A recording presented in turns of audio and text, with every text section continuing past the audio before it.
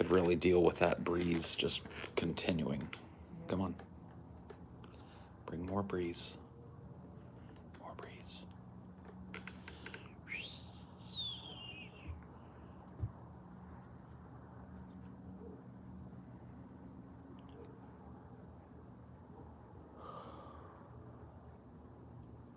Feels nice.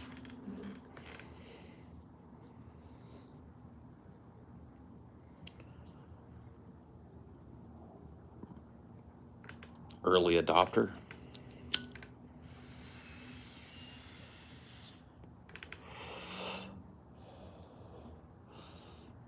Good evening. Hello. Howdy, howdy, howdy.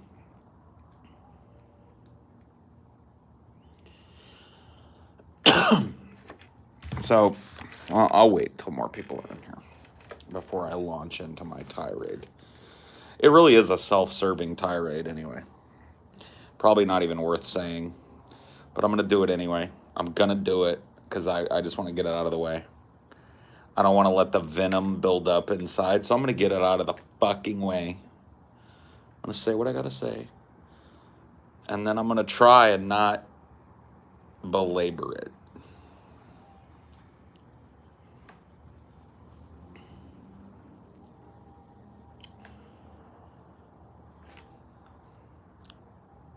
What's up, Paul? What's up, dude? But before I do that, I'm going to wait. I'm going to pack a bowl and chill the fuck out.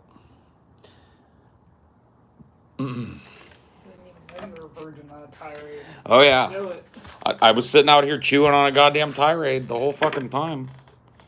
It's not even really like a tirade. Like I said, it's a self-serving fucking kind of tirade a little bit. Because it doesn't really have any bearing on anything. But it's just frustrating as fuck. And I don't know. Whoa. I knocked my phone over. Oh, well. Stare at the ceiling, plebs. It's been a while since I saw this. Yeah, look at the ceiling. You can see my cool lamp over there, too. But okay. That's one of the downsides to sitting in this chair is in order to get it like a good angle on myself, I have to like teeter-totter the phone. I guess I could use my gun. Use my gun as a shelf here. Since it's not in use right now. That'll help. That'll help hold it up and everything. Okay, good. We're good.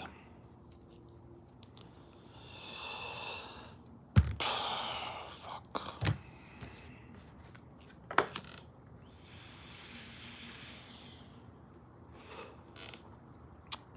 If a mosquito comes at me, I'll grab it. Grab the gun and I'll shoot the mosquito. That'll be it. We're not very sexy, the mosquitoes. Neither of us really are. No, they don't like us very much. We're lucky that way. I think it's smokers. I think I read somewhere that like people that smoke tobacco or whatever secrete something that I don't like. Yeah, mosquitoes don't like our poisonous fucking nicotine sweat or whatever the fuck. Fuck them. So, those of you that are longtime Highdeology viewers will likely recall the multiple times over the last year and a half that I've said what my least favorite part of a political cycle is, in my experience. And we've entered it officially. My least favorite part of the political cycle is when all of the fake optimism drops and people start going, this Biden thing isn't working out. Acting like there weren't like a chorus of fucking voices telling them that this is the way that it was going to go. Acting like there weren't just people lined up around the fucking block to tell them that this was in the cards, that Joe Biden was never going to do a good thing for them, never going to make things better. And now slowly but surely you're starting to see people come around to this fact, a lot of whom were vociferous fucking Biden supporters, Biden voters, and not just like Biden voters, but just in general, the malaise that's come over your average Democratic voter. This is my least favorite part of the political cycle because it's a part of the political cycle that you think people are going to learn from, but they don't. That's why it's so frustrating. Well, number one, it's frustrating because a lot of people that called me a crazy fucking asshole in the lead up to this are now basically on the same page as me. They've just kind of slunk over to my side now that Biden has done everything I said he was going to fucking do. And I'm not even Nostradamus either. I'm not even claiming to be some great fucking political mind or something. I've got experience with Joe Biden and I've got experience with the DNC. So I knew he wasn't going to give us fuck or all. And I've been fucking saying it since day one, since well before day one. And I've been called everything in the fucking book, bro. Every name in the fucking book. And none of those fucking people are going to say a fucking kind word to me about this. And that's the self-serving part about this. Is that I was right for a fucking year. Was shit on, belittled, fucking talked down to, and now those very, very self-same people are basically saying the same shit I'm saying. And there's going to be nobody's going to learn from it. Nobody's going to feel the need to fucking correct the record for themselves. And the cycle will continue. That's why it's the most frustrating thing. It's not necessarily like the lack of recognition from people who told me I was fucking wrong and stupid. It's the lack of learning. When the cycle turns out exactly how people said it would, and then you have to fucking eat crow by, basically admitting that everything's gone to fucking shit. But they'll be right back on the bus in 2024, voting for Kamala Harris or whoever's fucking at the masthead of the party at that point. Whatever shit lib they throw up, they'll be there. You know what I mean? And it's like, what? How? How can you do that cycle on cycle on cycle on cycle and not learn? But they won't. Mark my fucking words. Look, dude, if I've been right up until now, listen to me about what's coming. Because go back and fucking check me. Go check me. Check what I've had to say about the DNC. Check what I've had to say about the Biden administration. Check what I've had to say about AOC and Bernie and the whole fucking mess. Tell me I've been wrong. So if I've been right up until this point, listen to me now and prepare yourself for frustration. Because you would think that as this awakening starts to happen, and make no bones about it, it's going to continue to get more and more. There's going to get more, like this little fucking worm has turned in the Democratic Party, and now Democrats are getting this, oh yeah, well, they ain't doing shit. But it's going to be all for naught. 2022, it'll be focused on the fucking midterms, vote blue no matter who on the midterms. Then 2024, it'll be vote for Kamala. It'll be the same fucking shit libs. It'll be the same shit. The same voices, the same characters, the same puppets, the same bullshit. And I don't know what else to say about it other than like, man, this is this after the fucking honeymoon phase is over, malaise that happens to fucking liberals when they realize that the Democrats aren't their friends is just so hard for me, because it seems like a time of great learning. It was during that period after Obama was elected and then immediately started walking back everything that he promised and just basically became a Republican light stuffed suit fucking president. It was that moment that clarified for me, like, this is bullshit. I've watched this happen. I've seen this happen so many fucking times. And it caused me to like be really reflective on past electoral cycles, especially those that affected my life cycle, my lifetime. I went back and looked and I learned, and what I found was this dog and pony show called American politics, where it's meet the new boss, same as the old boss. It's subversion of your vote one way or the other, either through gerrymandering or just outright fucking lack of choice. And it was like a clarifying thing for me to feel that disappointment. But so few people come over. You know, there'll be a few, but too few.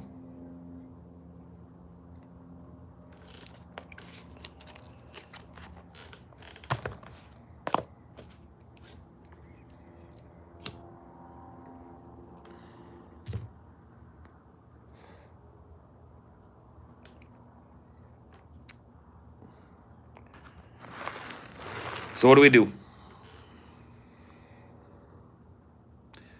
Soldier on, gear up for another fucking cycle of this same shit. Ready the same arguments, get ready for the same insults, get ready for the same belittling, get ready for the same fucking shitty actors and the same shitty fucking people flooding your comments, flooding your mentions, fucking shitting on everything you say, and then slowly but surely coming to just agree with you. And then start it all again and start it all again. And really that's what I'm looking down the barrel of. That's my political activist life until I'm dead. You know, there's a feeling of impotence that comes with having a clarified vision for what's going on, but being unable to convince people of it until it's too late, and having to reconvince people of it. That's the most fucked up thing about walking my sort of political path, is you have to relitigate things every fucking day. Nothing's ever settled. You'll think, oh my God, yeah, a person's fucking seeing that they were duped into believing that they were, even like the people that thought they were doing like minute harm reduction with Biden are now coming around and going like, fuck him. This isn't harm reduction. I'm starting to see it. And it's like, you would think that that would come with some sort of introspection that would lead to some sort of new way, but people get lost somewhere along the way. It just all, they forget it. And you have to relitigate it with them and relitigate it with them. And you are their fucking worst enemy. I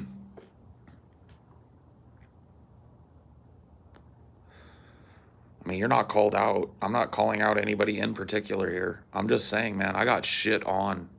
You guys don't, if you don't remember, dude, let me just tell you, taking the political positions that I take and standing firm in them and arguing them and not backing down from them unless I find them disproven, it hasn't made me a lot of friends, y'all. You know, it's not a path you take to win friends and influence people, unfortunately, because people don't want to hear it. People don't want to hear it until it's too late, and then they want to hear it.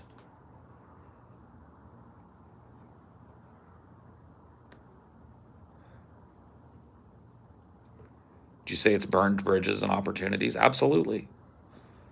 Abso-fucking-lutely, yes. Without hesitation, without a doubt. Absolutely.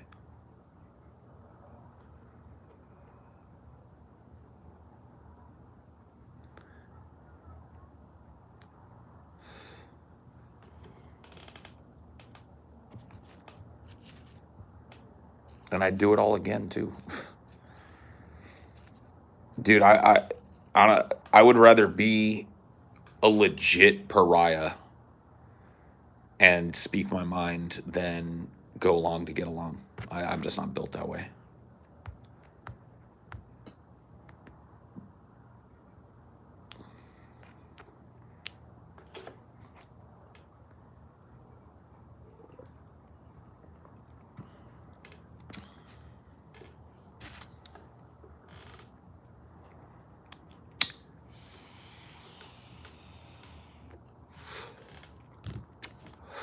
So there's my rant, for what it's worth.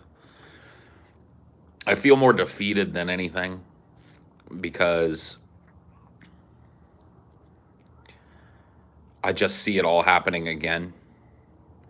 It's like seeing a train heading for another train, but in slow motion, you know what I mean? And they're both on the same track, heading in opposite directions. And it's like seeing this happen in slow motion over and over and over again, waving at people and going, hey, train's gonna fucking crash. Hey, this guy's not your friend. Hey, you're not upgrading. Hey, these people are fucking lying to you. Hey, the train's gonna fucking crash and derail and kill everybody. Hey, and then it happens. And everybody goes, oh my God, the train has crashed. And then fucking like 6 months later, they're all just oblivious to it again. And you're watching another one. And you're like, And then when you fucking try to explain to people, look, the trains are going to hit each other, it's going to happen again. You have to relitigate the last train crash. It's unbelievable.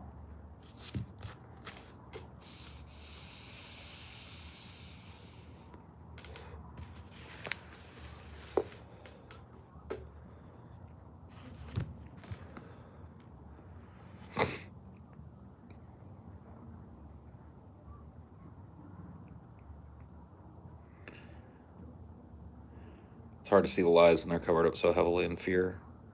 Got to extricate fear as a basis for political discourse in the country because it makes people forget their own lived experience. Yeah. It makes people pliable and willing to accept the unacceptable. Willing to defend the indefensible. It takes legitimately good people and turns them into shit people. Because some people learn from this. Some people get backed into a corner and fight like fucking shithouse rats. And it makes them bad people. It puts them in the position where they're literally fucking memeing and laughing and pointing at people fucking doing a national rally for Medicare for all. And calling themselves leftists, having advocated with every fiber of their being for Medicare for all. Now that people are actually out there doing some fucking direct action for Medicare for all, they'll make fun of it. That's a cornered shithouse rat tactic. And it makes decent people with decent minds into fucking shitbags. And there are some people, that's just where they live, dude. That's just what they are. Excuse makers.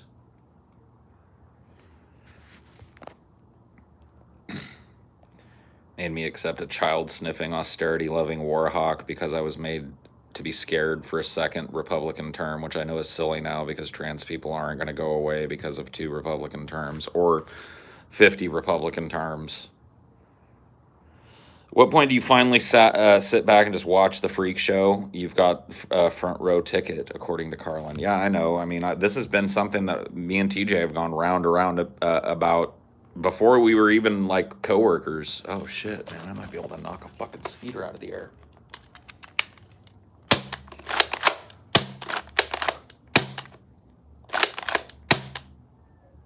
I got him.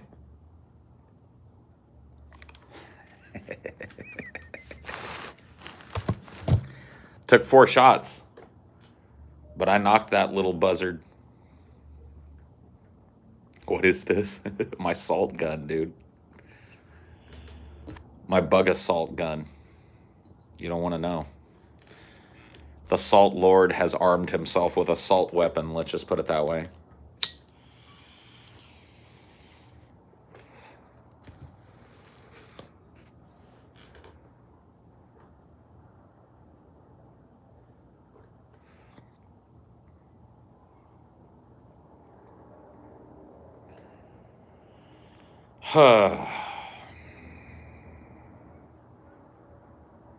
Anyway. Everybody ready to do it all again? Enjoy the arc, you know what I mean? If you can. Enjoy the arc of people who fucking cheerleaded for Biden coming over to your way of thinking. And then realize that all those fucking people are going to be cheerleading for Kamala in fucking a year and a half.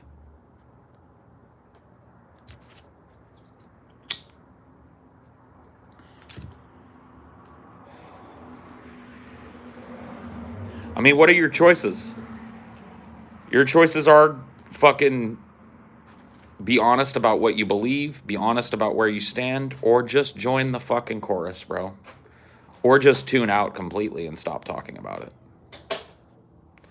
Funding for the war on bugs, thanks, fanatic monkey. I'll buy some salt with that.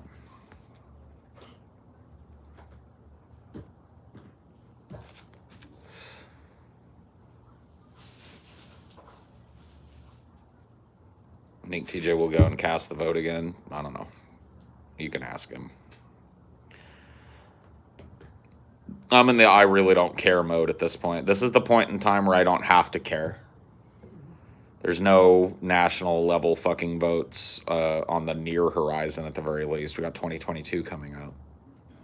All we really got coming up is the recall. Yeah, the Gavin Newsom recall. Oh boy.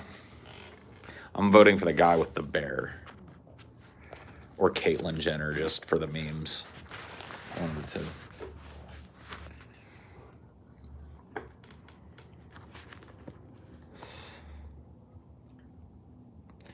Paul, how long do you think it might take humanity to evolve past these sorts of problems? If you look into history, you can find parallels going back hundreds of years. Are we doomed to this fate as people? Yes. I genuinely believe we are. And I believe that at this point, we're facing like the ultimate existential crisis. It's going to be near extinction for the species before it's done. Before it's all said and done. That's where I believe it's heading. Who knows? Maybe I'm tragically wrong about that.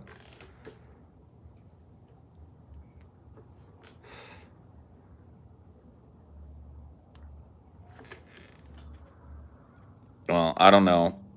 I think optically, if you get a trans woman in politics at the fucking at least national level, like a governorship, you don't want it to be Caitlyn Jenner. You know, if that's what you're going for.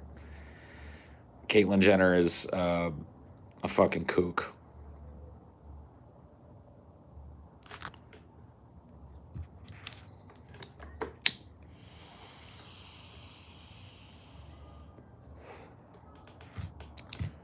Get fucking ContraPoints elected somewhere. You know, like let's be choosy with our trans folk. Let's not just run with the first one. Get Demon Mama in there. I know that NSA leaker ran for some office. You're talking about Chelsea Manning? Yeah, she ran for office. Did she? At one point. That'd be a good candidate to back.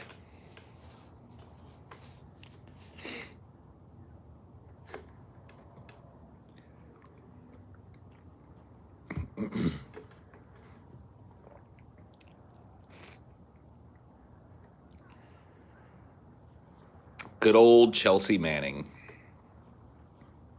Lady MAGA? Who's Lady MAGA, dude?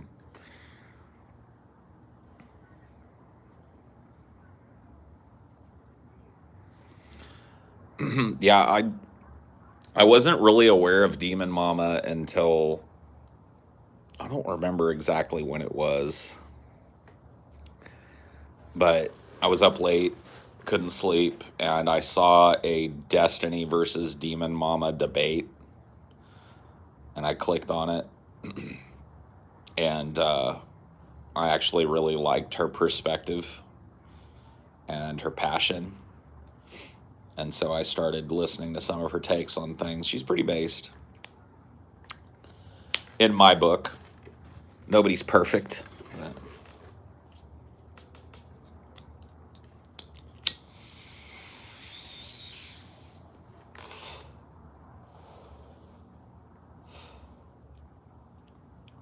I'm not super familiar with all of her content and shit, so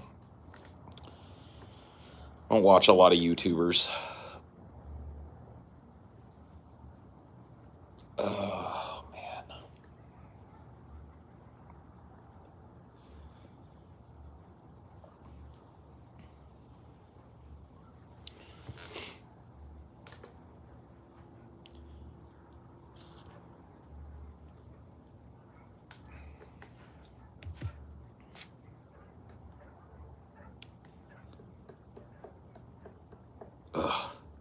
Dude, I hate this feeling.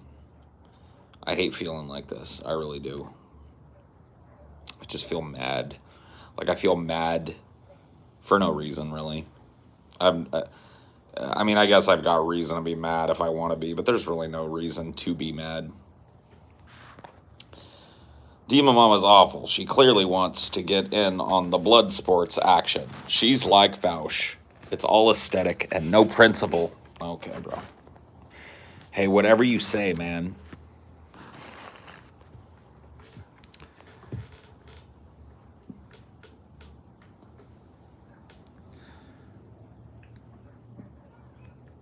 You're on kind of an emotional roller coaster this week, to be fair. The whole well situation. Oh my God, dude. I've been a fucking basket case since I got home from LA, to be honest with you. I don't know what it is. I think a lot of it has to do with like the culmination of a big project that I did a lot of work on. I spent a lot of time refining it. There was a lot of like, just a lot of shit was put into motion to get it done. And so that drove me kind of towards a goal, I think, for a long time, especially in the months, the month and a half or so preceding it. And then you come out of that back into kind of your more normal routine, and it just feels like, especially because it's content that people aren't going to see for a while. It's content that has to be worked on and shit outside of what we've done, and it's still in the fucking cooking pot, and I don't know. But yeah, that coupled with just all the kind of stressors of normal adult life lately have put me in a bad fucking headspace. And this political shit, it plays a role. I learned, thankfully, quite some time ago how to, I don't know how to put it, how to control my diet of political news and political thinking and shit like that, because I have a tendency to get too into it, or at least I have in the past had a tendency to get too into it. But there, at times like this, it's hard to shy away from thinking about it. I'm just already in such a negative headspace. A great political episode today too. Yeah. I did an episode today that left me feeling like totally indignant about the world and the way it disregards people. I think there's a little more salt money about that train. You take the one or two who will listen, move off the tracks from that oncoming wreck. Stay the light. All right. Well, whatever you say. I mean, that feels so fucking lame and impotent, but really, what better can we do? You know what I mean? But just try and remain firm in our principles and hope that people notice that we've been right multiple fucking cycles in a row, and hope that people see the wisdom in what we're saying, and hope that people start to fucking consider the things that we're saying, and hope that, other people start moving people over, and hope that the number of people that thinks, the way that we do about at least American politics and environmentalism and labor, hope that number of people grows as a result of what we do. But I don't have very much hope for that.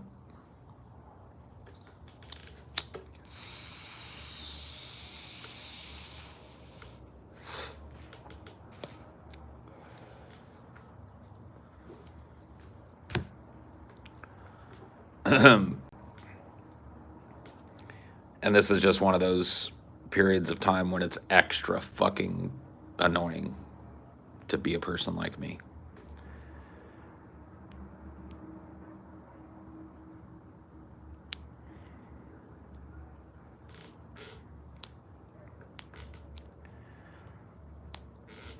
Because people are just tiptoeing around it and coming to this realization like it's some fucking like shock to them that harm didn't get reduced And that, in fact, it may have been expanded noticeably in a lot of fucking key areas that leftists care about. And the irrefutable nature of that fact is starting to settle in on some people. And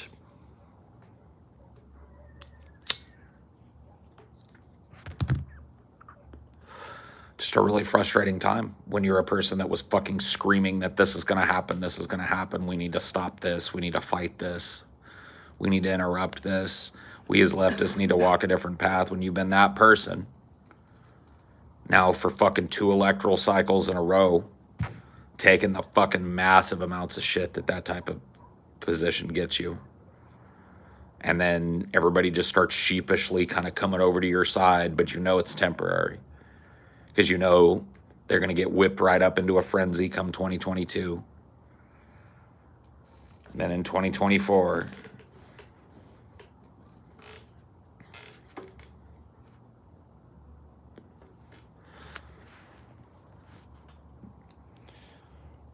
well, I mean, the ratchet effect is one of those things that people just disregard. They just don't want to engage in it. It's like I brought it up with Vosh, and he knew what it was, and just like, yeah, the ratchet effect, yes. It's like they accept it, but continue to participate in it. So I don't know what to do with the ratchet effect. It doesn't seem like it's the rhetorical device that some people think it is.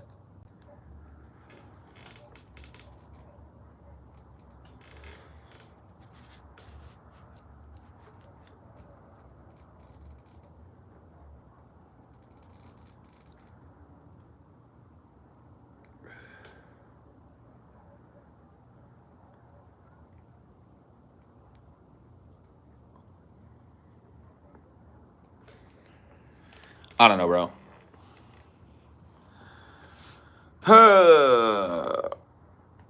Whatever. Right? What the fuck ever. Fuck bitches, get money. I don't know. I hesitate to say let's move on, but I don't know what else to say about it. I feel like I'm at a fucking loss. Like, I always feel this way. I felt this way in 2016. I felt this way after Obama's second, his re-election.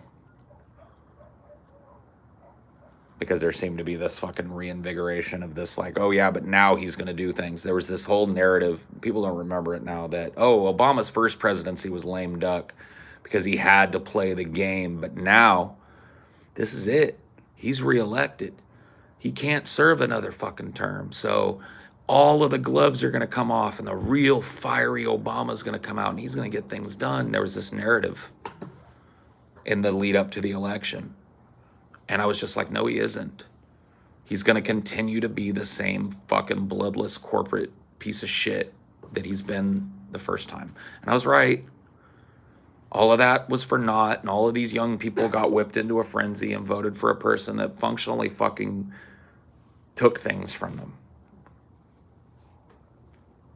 And it was the fault of Republicans who couldn't get nothing done in the second term. Of course. It's still the fault of Republicans with Biden, even though they have a majority of votes. It was the fault of Republicans. He didn't get anything done his first term, according to some liberals, even though he had the same position as Biden does. His first term, he had the majority in the legislature, both houses of legislature, had a fucking mandate. Couldn't get anything done. Couldn't get it done. Biden is not who we wanted. I think more people are on the same page than you're giving credit. And you didn't even vote for Bernie in the primaries. Makes everything a little self-fulfilling. You know why I didn't vote for Bernie? Bernie is weak. And if you don't... He already dropped out before it got to Louisiana. Dude, I didn't vote for Bernie because Bernie ran with the DNC. I don't vote for DNC politicians, bro. So he lost my vote. He lost any efficacy that I saw him fucking being able to bring to bear the day he decided to run for the DNC, because he was afraid that he was going to get called the next Ralph Nader or something to get blamed for Hillary Clinton losing. So he let the DNC fucking squander his ass. And he rolled over and he took it like a bitch. And then he did it again. And he gave all those fucking grassroots donations to Hillary Clinton and then gave them to Joe Biden. Fuck him. Fuck Bernie Sanders, dude. Not the one. Not the person we needed. Too weak. Too capitulating. Too willing to roll over and take it. Not willing to stand on principle enough. Not enough to be president. Maybe he's a good fucking senator from Vermont. They love him over there. Let him be that.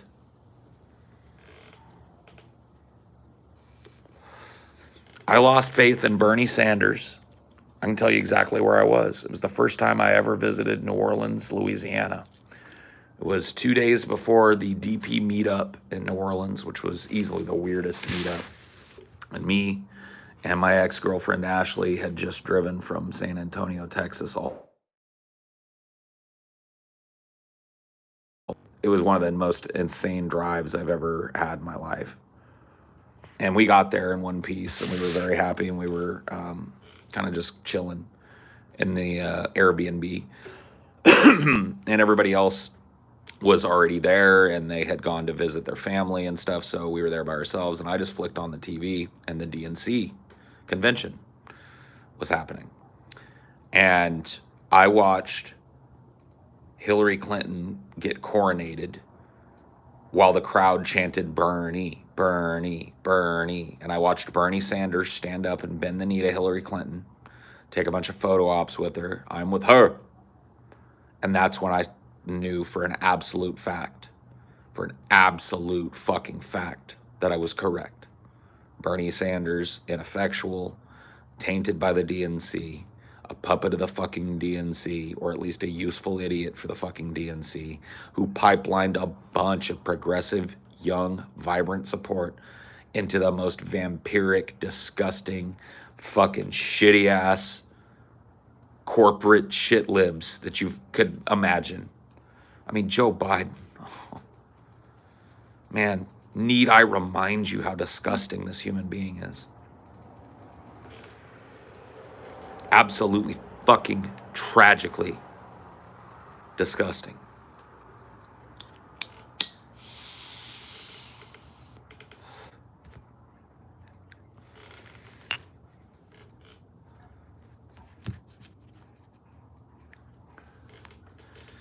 I'm young and really believed in him. I'm sorry.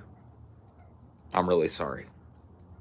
I was young once and I really believed in Barack Obama. I believed in him 100%, dude. I swear to God. His first term, I was all in. I thought he was going to be transformative. And I guess he was, just not in the ways I thought he'd be.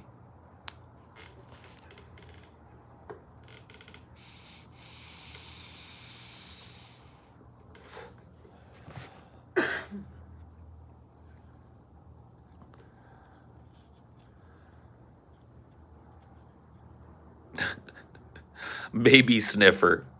I love it, dude. He is, dude. He has to sneak a sniff, man. And it's, you know what? I've said this before, but in case, you didn't hear it. Dude, I understand. Babies smell hella good.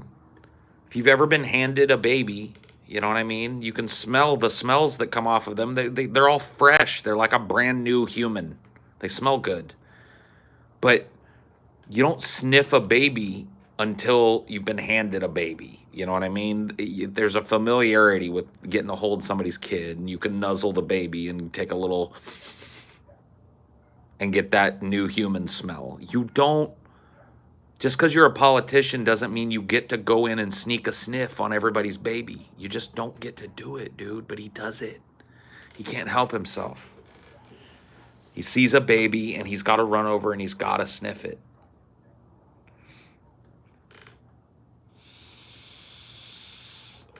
They caught him at that fucking ice cream photo op that he did. Baby sniffing again.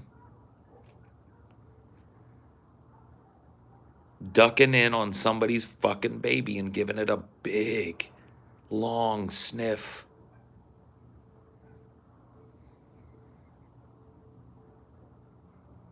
You need the muzzle on the nose.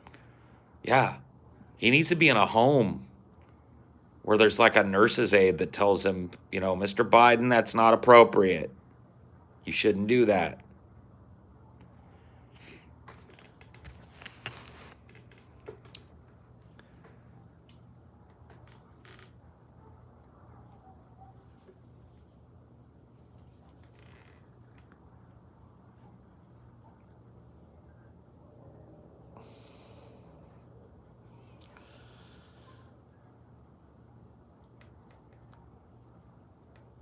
Yeah, you're supposed to kiss the baby. That's okay. Somebody hands you the baby, you're a politician, you pick it up, you bounce it around a little bit, you give it a smooch on the cheek, you hand it back to mama. You're not supposed to fucking waft it like it's a delicacy, like it's the fucking plate of escargot that your waiter just brought to you. That's not how you're supposed to treat people's children. That's the least fucking disgusting thing about Joe Biden, is that he's a baby sniffer, a serial sniffer.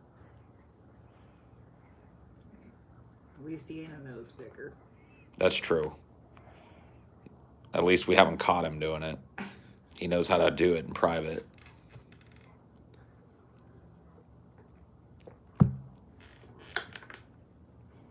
He sniffs everyone. Yeah, that's true. So Amelia and I watched this movie Vivarium today. Well, we finished it today. We started it yesterday. I watch movies sometimes like they're episodic things now because I kind of like taking a break from them and then coming back. But we finished up this movie, and I don't know if you agree with me or not on how I felt like it was just a parable for like the American dream, basically. I mean, I pretty much agree with that. The only thing I added is like I read that the director was really trying to integrate the cuckoo kind of analogy. Sure. Too. Like them being used as surrogate parents, unwilling surrogate parents that are kind of trapped. I just felt like, I guess to explain the movie, a young couple who's, looking to take the next step in their relationship, maybe settle down, maybe get married, maybe get a house together, go to this weird neighborhood called Yonder, under the guidance of this weird real estate agent who, I got to tell you, I wouldn't follow to a fucking $1 million laying in the street. This guy was creepy. The vibes he put off from the jump. But whatever, they go. They follow him to this place called Yonder, and it's this neighborhood the houses are all the same. They're all painted this like disgusting green, Like mint green. minty green, and every house is literally exactly the same. And he takes them on a tour of the house, and they're just all kind of like doing it as a joke. And he disappears at some point. They go in the backyard, and they turn around and look for him, and he's gone, and he's left them there. They get in their car. They try and leave the housing development, but they find out that they're, whatever, trapped. They can't get out. It's like a big giant labyrinth, and they keep coming back to the same spot. No matter where they turn or how they go, they always come back to the same spot. And the big twist is they receive a box, and in the box is a baby, and it says, "Raise the child, and you'll be released." And it becomes very clear pretty early on in the film that the baby's not a real human. It's not a human baby. And they know this. But slowly but surely it tears them apart. Because the man in the movie, played by Jesse Eisenberg, refuses to allow himself to be manipulated by this thing because it looks like a child. He knows it isn't a child. It doesn't act like a child. It does this really creepy mimicry thing where it can sound exactly like another person, even though it's like probably the size of an 8-year-old kid. And his voice, just in general, is weird. Yeah, It his never voice. sounds good. Yeah, his voice is just off, and he can do this mimicry thing, and he doesn't react like a normal child. He's just not a child. The man knows this, the woman knows this, but they're torn apart at one point in the movie because the woman is kind of beguiled by the childlike nature of this thing. When it comes down to it, the man eventually, like, and by the way, spoiler alert, I guess, the man eventually is like, I'm gonna kill this fucking thing. I'm gonna starve it. And he locks it in their fucking car, and he's like, we're gonna leave it in there. It's gonna die, and maybe if it dies, they'll come for it. We can find out what the fuck is going on. And she saves it. She can't let it die, and then at that point, she starts acting like a mother to it, and he goes crazy and starts digging a hole. And so this whole movie is like a giant metaphor, right? The man in the movie, Jesse Eisenberg, he literally works himself to death. He literally works himself into the ground. He's buried in the very hole that he digs, and he's driven by a desire to dig the hole. The hole digging is an analog for work. It's something that serves him not at all.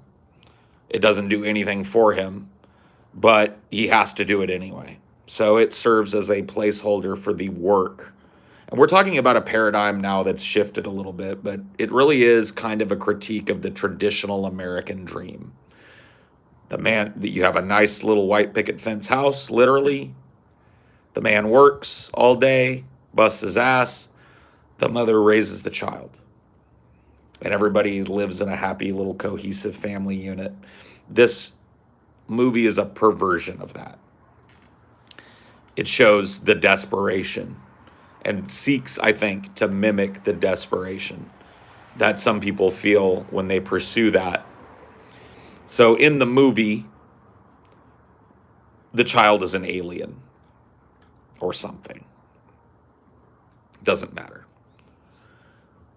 That, like the hole that Jesse Eisenberg's character Tom is digging, is a metaphor. It's a metaphor for pubescence.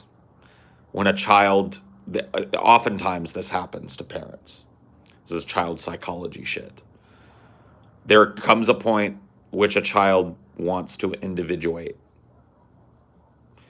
and it creates disharmony in the household, and oftentimes defies what parents expected their child to be like. The child starts to develop its actual personality. And to put it bluntly, oftentimes parents find themselves wrestling with the fact that they don't really like what they've raised. For one reason or another, they find themselves disappointed or concerned with the child that they have got. And this is reflected in the film by making the child an alien. So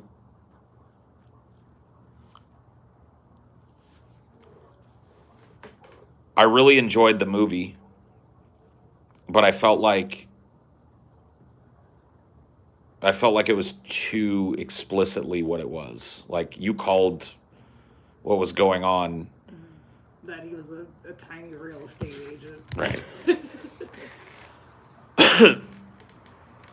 Yeah, so he just ends up replacing the real estate agent. And so it's just, and that itself is a metaphor. The big twist at the end of the film is the creepy real estate agent that sold them, the parents, the vivarium house, is old and decrepit by the time the kid grows up into a young man, and dies as soon as the kid shows up at the real estate office and replaces him. So it's another metaphor. So once the child leaves the nest and uses up the parent for what it needs, it goes on to replace somebody else in a pointless job that a lot of them pull other people into this fucking impossible dream. And the cycle goes on and on and on and on. That's the movie, right? The movie is about this kind of like quiet desperation that a lot of people live in, where their life isn't what they thought it was going to be. And that is what the actors in this movie are faced with.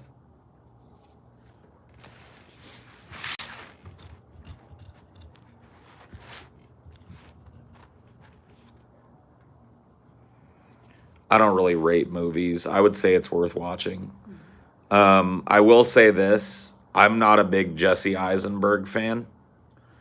And at first, because you think they're in hell. I thought, okay, they're in hell or limbo or some shit. I'm being punished. And I thought, like, yeah, being stuck with Jesse Eisenberg forever really would be hell. But I was wrong. It wasn't, they weren't trying to do hell. And Jesse Eisenberg is okay in the movie.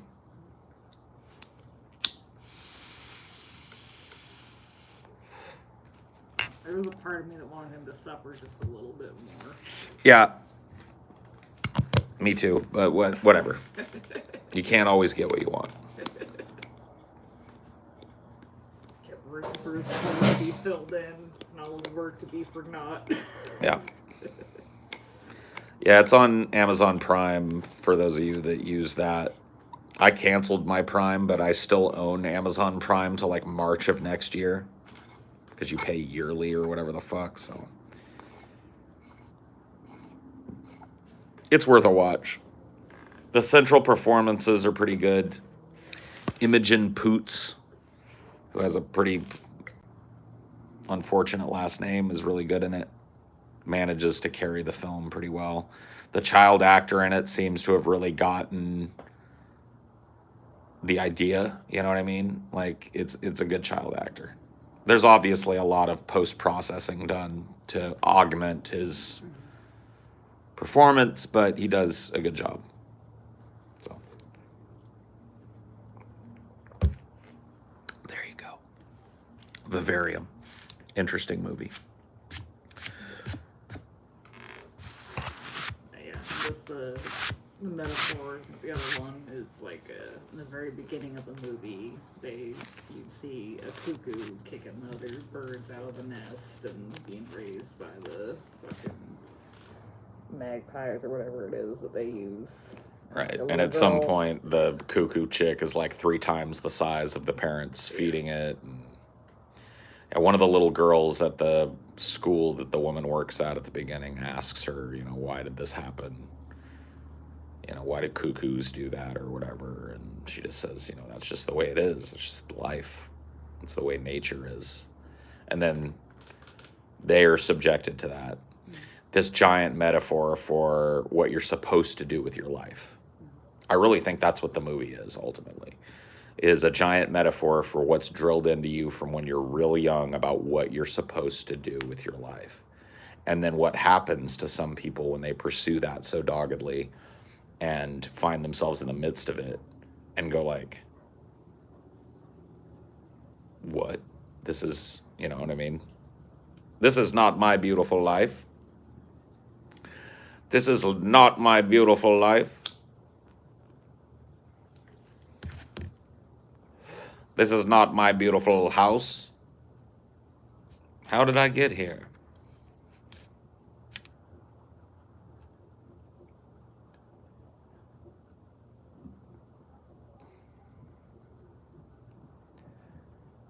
Dude, that was a weird troll. Yeah.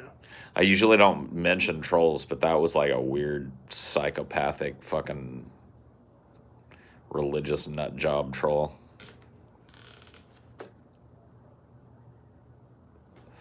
And it took me a second to like process it. Like, I was like, maybe I have to read it upside down. Nah, it's just stupid as fuck.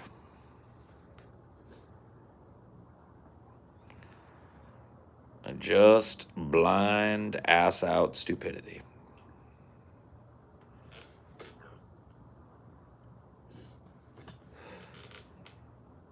Hopefully he's dumb enough to not have alts. Who? the troll. Oh. Yeah, maybe. Maybe we can hope. We can dream, can't we? We can dream. Yeah, I watched The Abyss too. That was cool.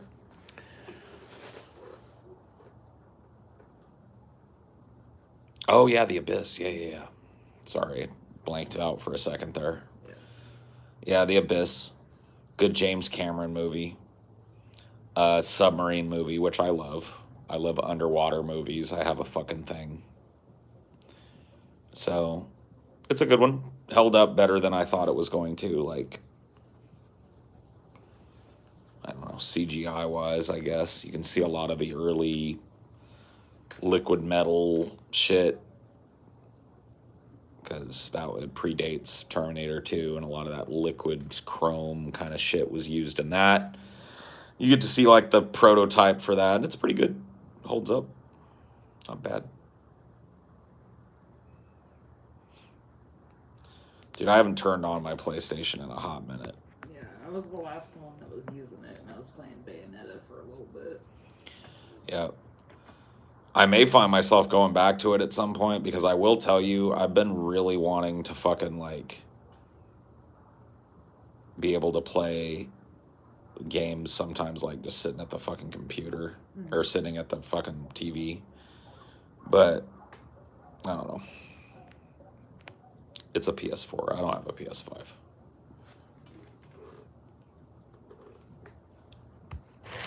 It's a PS4 and it's not even a Pro. It's a PS4 Slim or whatever. Ooh. I was having an alright time with Bayonetta. It's just not my play style, I don't think. Well, I mean, chapters and stuff. Sure. It takes time to get used to that kind of fucking control scheme, too.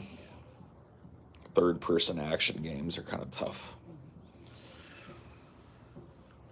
I got decently far, though. I got to, like, the 7th chapter or whatever. Yeah, that's pretty good. I don't think you have much to go beyond that. You may as well finish that shit. Yeah. I remember that final boss fight in Bayonetta was, like, worth experiencing just to see it. It's like a spectacle.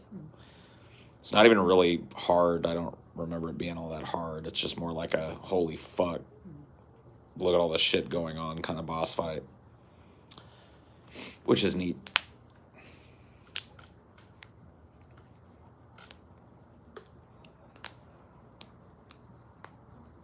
I feel like playing some Guilty Gear.